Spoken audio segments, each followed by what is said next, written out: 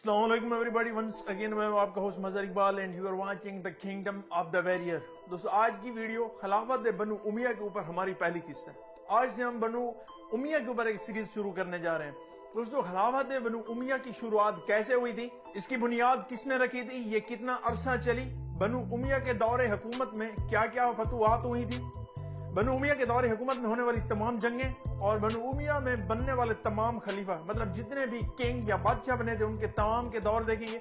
लेकिन आज इस पहली किस्त में हम एक तो बनु उमैया मतलब ये जो खिलाफत थी इसका पस मंजर देखेंगे और आपको बताऊंगा कि ये सुल्तनत कहां कहां तक फैली हुई थी, इसके अंदर होने वाली तमाम इस्लाहात और सैयदना अमीर मुआविया का कुछ दौर देखेंगे। वीडियो पर आगे बढ़ने से कबल चैनल पर नए आने वाले दोस्तों से गुजारिश है हमारे चैनल को सब्सक्राइब कर दे और साथ में बेल आइकन को भी प्रेस कर दीजिए। Watch for more informative video like this. So let's start this video without any delay.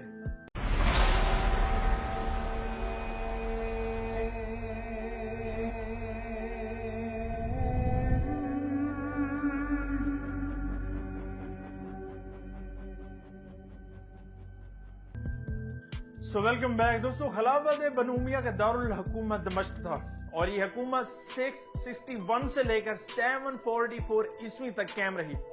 इसमें बोली जाने वाली ज्यादातर जबानों में अतालवी, अरबी सरकारी जबान थी। इसके बाद कुब्ती, यूनानी, रफाई, अरामी, आर्मीनियाई, बर्बर, अफ्रीकी, जॉर्जियाई और तुर्की जबानें शामिल हैं। दोस्तों, सरकारी मजहब इसका इस्लाम था।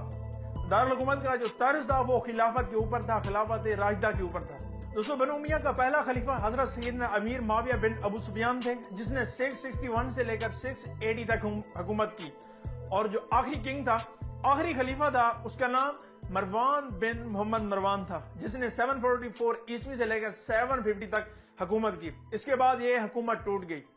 जो खिलाफत बनु उमैया का जो टोटल रकबा था 750 ईस्वी के अंदर वो 1 करोड़ 50 किलोमीटर था और बनु उमैया की जो टोटल आबादी थी वो भी 750 ईस्वी के अंदर वो 3 करोड़ 40 लाख थी। दोस्तों, इस खिलाफत की जो करेंसी थी दिनार और दरहम थे। और मजीद ये चंद इलाके मैं आपको बताने जा रहा हूं, ये जो खिलाफत बनु उमैया के अंदर थे।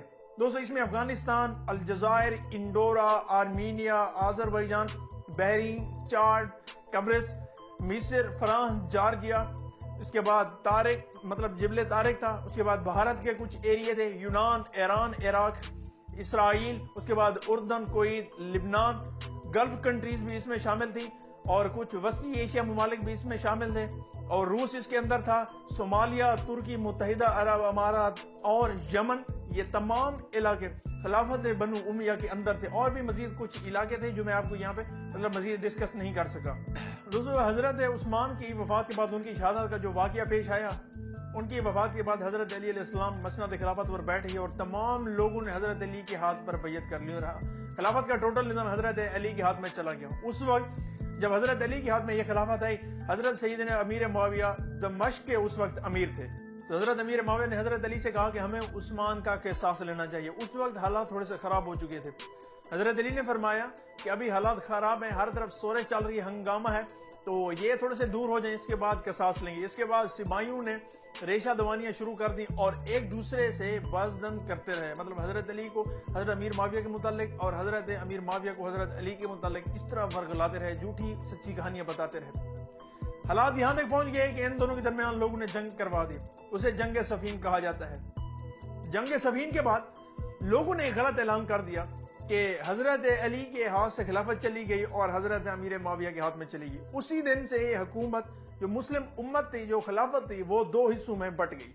इसके बाद हजरत अली को अपने दौरे खिलाफत में खवारिज का भी मुकाबला करना पड़ा। हजरत अली की शहादत के बाद अहले कूफा ने इमाम हसन की बैयत कर ली, लेकिन आपके ऐलान खिलाफत के फौरन बाद अमीर मुआविया ने इराक पर फौज कशी कर दी। कूफी काबिल एतमाद नहीं थे। इसके अलावा हजरत इमाम हसन की पोजीशन भी जो मजबूत नहीं थी, इसलिए आपने बेहतर यह समझा कि उम्मत मुसलमा को मजीद खून रेजी से बचाने के लिए हुकूमत से दस्तबरदारी हो जाए। अपने हजरत इमाम हसन ने अपना हाथ हुकूमत से उठा लिया। आपके ऐलान दस्तबरदारी के बाद 661 ईस्वी में हजरत अमीर मुआविया ने अपनी खिलाफत का ऐलान कर दिया। हजरत इमाम हसन ने हजरत अमीर मुआविया के साथ एक सुलहनामा लिखा। सुलहनामे में मेजर और जो मोस्ट इंपॉर्टेंट थिंग थी वो ये थी कि हजरत अमीर मुआविया अपनी खिलाफत के बाद किसी को जानशीन नहीं ठहराएंगे। दोस्तों, उस दिन से खिलाफत जो राशिदा थी वो खत्म हो गई। उसके बाद खिलाफत बनु उमैया शुरू हो गई। दोस्तों खिलाफत बनु उमैया का दारुल हुकूमत दमश्क था और ये हुकूमत 661 ईस्वी से लेकर 744 तक कायम रही। दोस्तों खिलाफत बनु उमैया की बुनियाद हजरत अमीर माविया ने डाली थी। हजरत अमीर माविया की बजाय 603 ईस्वी में हुई और आपकी जो वफात है वो 8 अप्रैल 680 ईस्वी को हो रही है।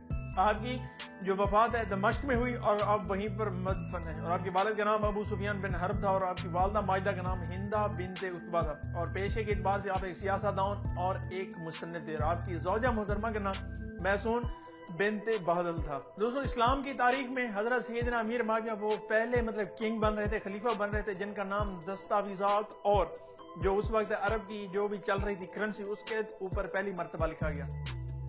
दोस्तों हजरत अमीर माविया तकरीबन हिजरत मदीना से तकरीबन 15 बरस बेशतर मक्का में पैदा हुए। आपकी पैदाइश हुई इज़ार नबूवत के वक्त आपकी उम्र कोई 4 बरस के करीब थी। जब इस्लाम लाए तो जिंदगी के 25वें बरस में थे।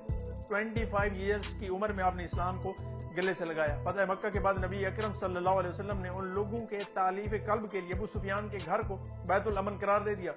यानी रसूल ने फरमाया था जो शख्स अबू सुफियान के घर चला जाएगा उसको कुछ नहीं कहा जाएगा, उसको पनाह है। और उनके बेटे हजरत माविया को कातिब वही मुकर्रर कर दिया। बाज़ उलमा के नजदीक उन्हें सिर्फ कातिब वही मुकर्रर किया गया था। इसके अलावा बैरून मुल्क से आने वाले तमाम लोग और मुलाकातियों की मेहमान नवाजी और देखभाल का काम भी आपके सुपुर्द था, मतलब हजरत अमीर माविया के सुपुर्द था। दोस्तों ये दौर नबी अकरम सल्लल्लाहु अलैहि वसल्लम की जिंदगी का आखिरी दौर था, मतलब आखिरी हिस्सा चल रहा था। तो आपकी जो रसूल के साथ कराबत है, आप ज्यादा वक्त रसूल सल्लल्लाहु अलैहि वसल्लम के साथ ना गुजार सके। तो हजरत अबू बकर सिद्दीक ने आपके भाई यजीद बिन अबू सुफियान को शाम के महाज पर भेजा तो अमीर माविया भी उनके हमरा थे। ओहदे फरूकी में यजीद की वफात के बाद आपको उनकी जगह दमश्क का हाकिम मुकर्रर कर दिया गया। रोमियों के खिलाफ जंगों में से किसारिया की जंग आपकी क़यादत में लड़ी गई जिसमें 80,000 रूमी कत्ल हुए थे। हजरत उस्मान गनी ने आपको दमश्क, उर्दन और फलस्तीन तीनों सूबों का जो है ना वाली मुकर्रर कर दिया और इस पूरे इलाके को शाम का नाम दे दिया गया। उस वाली शाम की हकीकत से आपका एक बड़ा कारनामा इस्लामी बहरी बेड़े की तश्कील दी और कब्रिस की फतह। हजरत उस्मान गनी आप पर बहुत एतमाद करते थे और आपका शुमार अरब के 4 नामवर बड़े बड़े मुदब्बिरीन में होता था।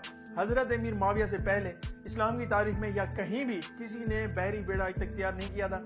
बहरी बेड़े की जो बुनियाद थी वो भी हजरत सैयदना अमीर माविया ने डाली थी। हजरत अमीर माविया ने खवारिज से मुकाबला किया। मिस्र, कूफा, मक्का, मदीना में बास सलाहियत अफराद को आमिल गवर्नर मुकर्रर कर दिया। मिस्र में उमर बिन आस को हाकिम बनाया, फिर उसके इंतकाल के बाद उसके बेटे को बना दिया। दोस्तों सजिस्तान, रक्का, सूडान, अफ्रीका, ताबलिस, अलजायर, सिंध के बाद हिस्से फतह हुए। उनका दार हुकूमत एक कामयाब दौर था। उनके जमाने में कोई इलाका सुल्तनत इस्लामिया से खारिज नहीं हुआ बल्कि इस्लामी सुल्तनत का रकबा वसी से वसी तर होता चला गया। दोस्तों अब थोड़ा सा हजरत अमीर माविया का जो जाती किरदार था उसकी तरफ आते हैं। हजरत अमीर माविया का शुमार अपने जमाने के 5 बड़े सियासतदानों में किया जाता है। एक बार उन्होंने खुद कहा कि मैं तलवार की निस्बत अपनी जबान को ज्यादा इस्तेमाल करता हूँ। दोस्तों इनमें लोगों को मुतासर करने की बेपनाह सलाहियतें मौजूद थी हजरत के अंदर। अगरचे वो खुलफाए राशिदीन के खसूसियात के हामिल नहीं थे लेकिन वो एक आला दर्जे के हुक्मरान जरूर थे। तदब्बर और राय और सियासतदानी में रोसाई अरब, मतलब अरब के अमीरों में कोई भी उनका हम पल्ला नहीं था। फसाद व बलागत में भी वो यकता थे। इसके अलावा वो एक बेहतरीन खतीब भी थे। खुद खोरोनोश, रिहाइश, लिबास, आदात और अतबार में शहाना जिंदगी गुजारा करते थे। उनके दरबार से कैसर और किसरा की शान टपकती थी, मतलब वो अमीर और रईस घराने से वैसे भी ताल्लुक रखते थे। दरबारियों, शायरों, दोस्तों और हाजतमंदों ख्वाब और दुश्मनी क्यों ना हो, उनके साथ एक अच्छा ताल्लुक रखते थे। ऊंचे ऐवानों में रहने के बावजूद रियाया की कमजोर से कमजोर और गरीब से गरीब आदमी के हालात भी सुनते थे और उनसे बाखबर रहा करते थे। मस्जिद में बैठकर वो लोगों की शिकायतें सुनते और वहीं उनकी तकालीफ का अजाले का हुक्म भी फरमाते थे।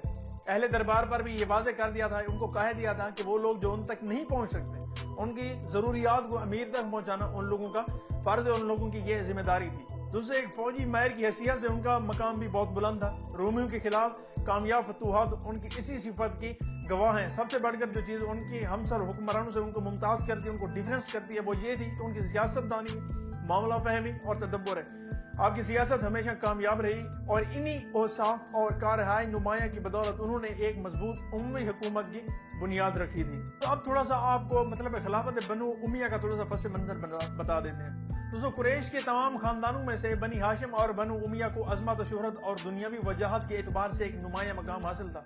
यही वजह थी कि कबायली दूर होने की वजह से जमाने जहलियत में कभी बनु हाशिम सबकर ले जाते और कभी बनी उमैया। बनी हाशिम और बनी उमैया में मुद्दत मतलब काफी एक झगड़ा रहता था।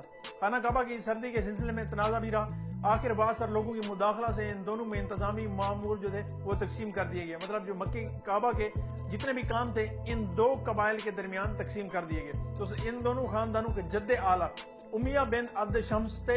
قریش کا سپہ سالاری کا منصب بنی مخزوم سے اسی خاندان میں منتقل ہو گیا تھا. زمانہ جاہلیت میں سپہ سالاری کا عہدہ اس خاندان میں سے حرب بن امیہ کو اور پھر ابو سفیان کے پاس رہا. ابو سفیان نے فتح مکہ کے بعد اسلام قبول کر لیا اور ان کے بیٹے امیر معاویہ کے ذریعے بنو امیہ کی حکومت کی بنیاد پڑ گئی. دوستو یہ تھی بنو امیہ کے اوپر ہماری آج پہلی قسط. پھر دوسری قسط یہیں سے آگے شروع کریں گے جو حضرت امیر معاویہ کے اقتدار پر اور ان کے دور حکومت پر ہوگی. دوستو امید کرتا ہوں کہ یہ ویڈیو آپ کو اچھی لگی ہوگی. اگر ویڈیو اچھی لگی تو ہمارے چینل کو سبسکرائب کر دیں اور ساتھ لگے بیل آئیکن کو بھی پریس کر دیں. Watch for more informative video like this. ملتے ہیں ایک نئی ویڈیو میں نئی قسط میں. تب تک کے لیے اجازت دیجیے. اللہ حافظ.